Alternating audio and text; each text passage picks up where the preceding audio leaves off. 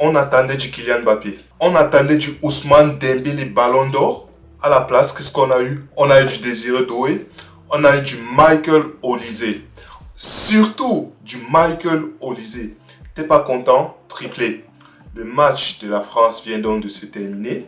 Ils affrontaient quoi? Ils affrontaient l'Irlande du Nord. Je crois que c'est le dernier match de préparation avant le début officiel de la Coupe du Monde. La France donc qui sort d'une défaite, une défaite surprenante face à une très bonne équipe des éléphants de la Côte d'Ivoire. Aujourd'hui, ils avaient pour honneur d'au moins, comment dire, d'au moins remporter la victoire. Non, de remporter la victoire avec la manière afin de se donner le plus de confiance possible et d'engager cette nouvelle compétition le plus sereinement possible, si je peux le dire comme ça. Donc, la France aujourd'hui qui a aligné quasiment son équipe type, limite c'est son équipe type.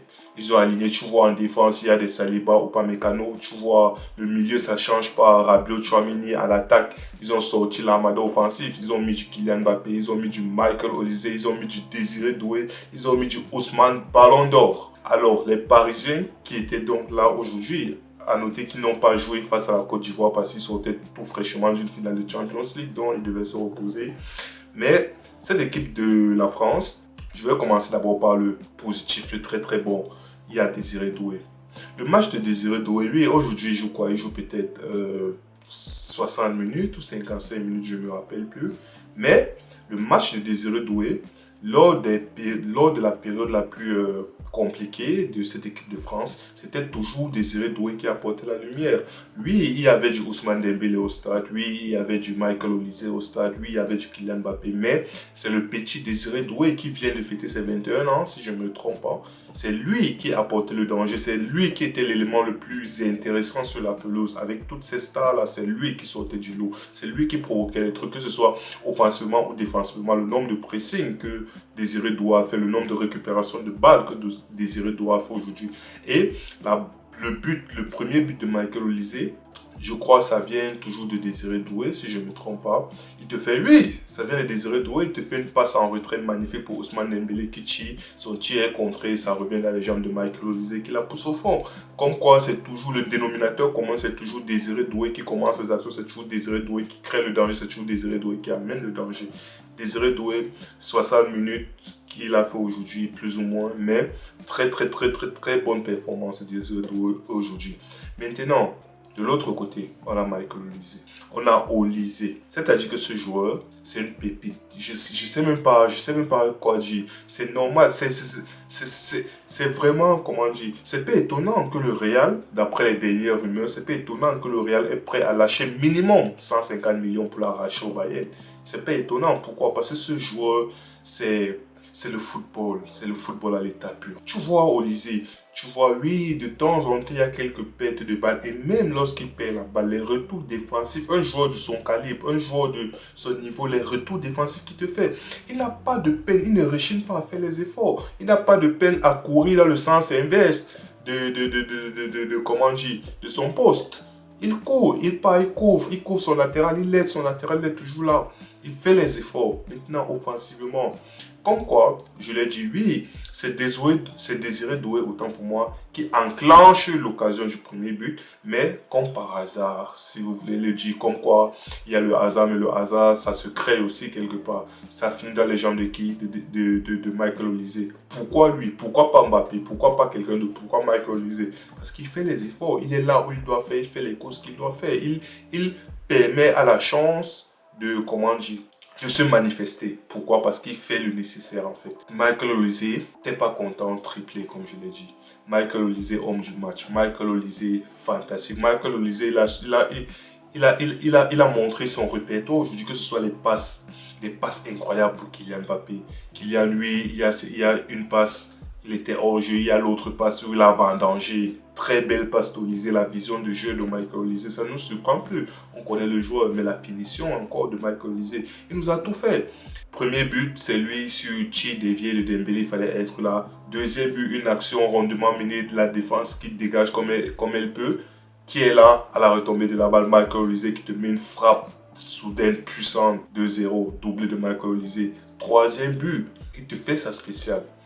Toute la planète Terre connaît la spéciale de Michael Olise. Mais est-ce que vous pouvez l'arrêter? Non, vous ne pouvez pas l'arrêter. Il est comme Robben en fait. Il se met sur son pied gauche, il prend la diagonale, il feinte, après il te met un superbe ballon enroulé deuxième poteau. Qu'est-ce que vous voulez faire? Qu'est-ce que vous voulez faire? Le gardien, poteau rentrant, le gardien se détend. Mais c'est trop bien placé. Michael Olise, fantastique performance. 10 sur 10, il n'y a rien à dire. Maintenant, ce qui me fait un peu mal au cœur, c'est Ousmane Dembélé, Ousmane Ballon d'Or. J'ai remarqué que Ousmane Dembélé, autant pour moi, il n'a pas fait un grand match aujourd'hui. Il n'a pas fait un match fantastique. Je crois, jusqu'à sa sortie, c'était le joueur qui a touché le moins de ballons possible. Parmi tous les 11 du côté de la France, c'est le joueur qui a touché le moins de ballons. Pourquoi? Parce que je me rends compte d'un truc, je me rends compte que, oui, comme on dit, c'est encore nouveau, ils apprennent encore à jouer ensemble et ça se voit. Ils ne connaissent pas encore vraiment comment utiliser Ousmane Dembélé, ils ne connaissent pas encore vraiment comment jouer avec Ousmane Dembélé. Parce que parfois, Ousmane Dembélé, il fait son positionnement en fait sur le stade. Ça se voit que les coéquipiers ne sont pas encore habitués, ils ne savent pas vraiment comment gérer, mais ça je me dis avec le temps peut-être que la sauce va réussir à prendre de ce point de vue là. Donc quelque part j'ai envie de dire je ne m'inquiète pas, mais quelque part aussi c'est... Quand tu regardes le match de Désiré Doué à côté, tu regardes le match de Michael Olise à côté, tu regardes le match de Dembélé, c'est franchement le jour et la nuit. Mais je me dis, il y a de l'espoir. Oui, c'est encore au début, ils sont encore en train de se chercher. Par contre, sa position est intéressante. Tu vois, malgré le fait que sur la feuille de match, il débute à droite et c'est Kylian qui débute à l'axe. On voyait beaucoup Dembélé dans ce poste axial-là. On voyait comment, même lorsqu'il fait les appels, même lors de son positionnement en contre-attaque, tu vois, il est vraiment attiré par cet axe-là. Parfois, il y avait une embouteillage entre Kylian Mbappé et Ousmane Dembélé. Ils occupaient à peu près les mêmes zones. Donc, de ce fait, c'était pas évident. Mais comme j'ai dit, l'équipe, ils essaient encore d'apprendre. Ils apprennent encore, ils essaient encore de créer les automatismes pour pouvoir jouer ensemble. Et maintenant, de l'autre côté, tu as Kylian Mbappé, tu as Mobutu. Kylian, franchement, qu'on ne se mente pas. C'est parce que c'est Kylian. Il est comme le surplus. Franchement, on n'a pas vraiment son profil. Ce qu'il apporte comme profil là, on n'a pas. Ils ont Dembélé. Lorsque tu as Ousmane Dembélé, tu as Désiré Doué, tu as Michael Olise et tout ça, tu vois, ça se marche un peu dessus. Pourquoi? Parce qu'il y a certains moments où Dembélé veut faire l'appel, c'est Kylian qui est là à l'endroit. Il y a certains moments où Kylian, tu vois, il prend lorsqu'il a la balle, il décroche, il récupère la balle, joue vite.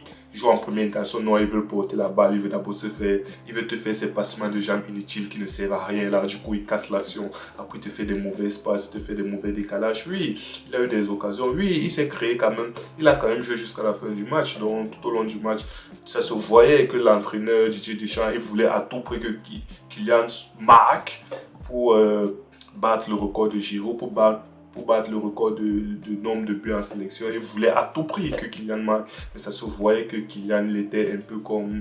C'était du superflu, franchement. Il était un peu de trop, s'il faut le dire comme ça peut faire mal à certains, mais c'est la vérité. Tu vois le Kylian, on essaye, mais...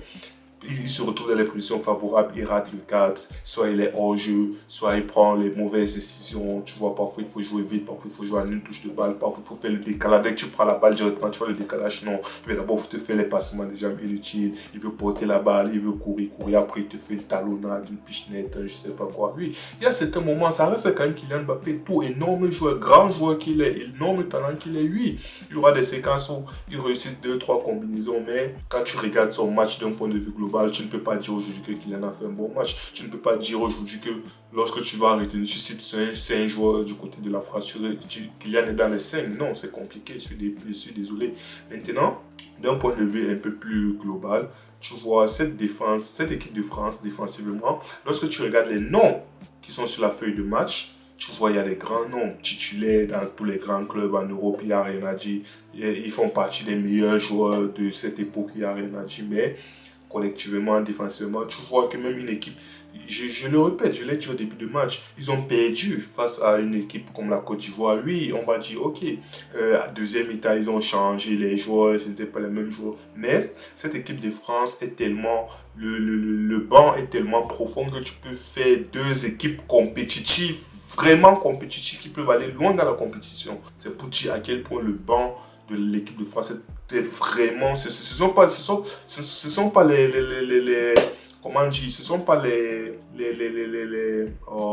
ce sont pas les fermiers qui sont au stade, non, ce sont des joueurs de classe mondiale qui jouent dans les plus grands clubs du monde. Donc le banc, pas le banc, il n'y a pas d'excuse en fait. Cette équipe de France, aujourd'hui encore, ils ont encaissé un but sur une erreur de Ryan Cherki où il te fait une passe très courte, te fait une passe pas assez appuyée, on récupère la balle contre-attaque, on marque. Kylian Mbappé a fait une action similaire, je crois, en premier mi-temps. Il a perdu la balle, contre-attaque directement en danger, mais cette fois, ils n'ont pas pu marquer.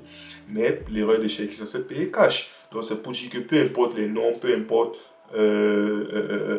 comment dire, les grands noms qui sont sur le stade, qui sont sur la pelouse, il y a toujours, défensivement, ils ne sont pas si solides que ça, ils sont prenables. Sur les quelques rares occasions de Leland, ils auraient pu faire mal. Il y a eu une très belle action de Leland, d'un passe dans le dos de la défense. Heureusement, le joueur, il a raté le cadre. Il y a une autre occasion, il fallait que ce soit Upamecano ou bien Théo Hernandez qui se sacrifie pour le but qu'on a annulé à cause de la faute de Théo Hernandez, et il y avait faute. Mais c'est pour dire à quel point cette équipe de France, oui, ils peuvent tenir le ballon 90% du temps, il n'y a pas de souci. Mais les 10% qu'il reste, ces 10%, l'équipe adverse trouve le moyen d'être en vie dans ces 10%. L'équipe adverse trouve le moyen de s'aimer le tout dans la tête de la France dans ces 10%. C'est pour dire à quel point les défenseurs ne sont pas vraiment sereins. Ils ne sont pas si sereins que ça, malgré les gros noms qui sont sur la pelouse, malgré les gros noms qui sont sur la feuille de match, malgré les gros noms qui sont sur le banc. Je sens qu'il y a moyen de marquer 1 ou 2 buts à cette équipe de France. Et le dernier point que je voulais soulever, c'était quoi? C'est Ryan Cherki. Le dernier point que je voulais soulever, autant pour moi, c'est Ryan Cherki. Ryan Cherki, là, dans ce match, je sens qu'il a un claquette sur 7. Il ne force pas, il ne provoque pas tant que ça, il ne crée pas. Il est vraiment en mode chill, en fait. Il reprend la balle, il envoie la passe. On envoie la balle, il marche, fait un peu de passement de jambes, après il marche, après il bloque la balle, il regarde. Tu sens vraiment, il a claqué sur cette la mode, allez vas-y, on mène 2-1, on mène 3-1, je ne veux pas forcer, je ne veux pas me fatiguer plus que ça, voilà, je fais le strict minimum, puis c'est censé suffire, et oui, ça a suffi, mais cette complaisance-là, je l'avais déjà vu en deuxième mi-temps face à la Côte d'Ivoire, cette histoire de, il ne force pas, il ne joue pas vraiment, même à 60%, 70%, non, il joue maximum à 40%, allez, vas-y, il marche, il prend son temps, aucune urgence, rien du tout, tu vois, il est là, parce qu'il doit être là en fait. Et ce comportement-là, moi, ça ne me plaît pas en soi. Mais bon, at the end of the day, la France, ils ont remporté le match, victoire 3-1, triplé de Michael Olise. Ils partent en Coupe du Monde un peu sereinement avec la victoire. Bien sûr, il y a énormément de trucs à améliorer. Mais cette équipe, malgré ça, il reste l'un des favoris de cette Coupe du Monde. Cette équipe est vraiment bien rodée à tous les postes. Il faudrait vraiment que l'alchimie puisse prendre comme il le faudrait. Oui, sinon en dehors de ça, comme je dis, cette équipe de France, c'est vraiment, c'est effrayant en fait. C'est effrayant quand tu vois le nombre de talents qu'il y a dans cette équipe. On le savait déjà, mais voir ça, les voir jouer et tout, tu te dis, ah ouais, malgré la marge d'amélioration qu'ils ont, il reste quand même monstrueux, il reste quand même effrayant. Je crois que c'est ça le cheat, ça sera effrayant. Donc, t'es pas content, triplé. Bon match de l'équipe de France, assez plaisant. Par moments, il y avait des moments par où possession stérile, bon bloc de Leland, mais sinon, à the end of the day, oui, quelques gestes par-ci par-là. Michael Olise qui a régalé, donc ça va. On n'a pas perdu 90 minutes de notre espérance de vie pour rien, quoi. Donc, oui. On se voit pour le prochain débrief. Comme j'ai dit, le prochain match est directement premier match d'ouverture pour eux, en tout cas, de cette Coupe du Monde face au Sénégal.